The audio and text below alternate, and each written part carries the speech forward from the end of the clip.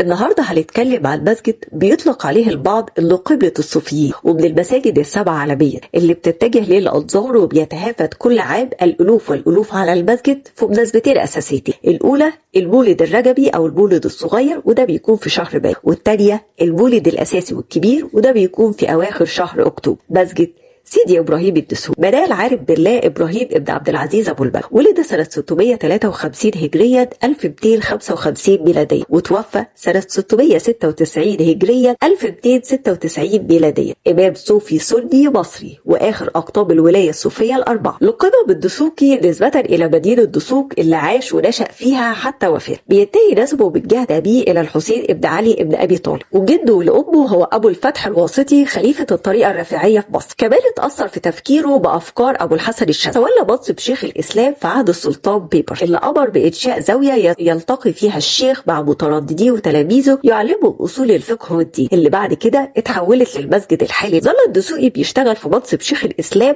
حتى وفاة الظاهر بيبر، وبعد وفاة الدسوقي دفن بخلوته الملاصقة للمسجد على عمر يناهز 43 سنة. حصلت تطورات كتيرة على الزاوية اللي كانت موجودة لتصبح المسجد بالشكل الحالي اللي احنا عارفينه، وتم بناء ضريح يليق بالدسوقي. أول التطورات دي بدأت في عهد السلطان قايتباي، واخر تطور للزاوية او للمسجد الحالي كان سنة 2023.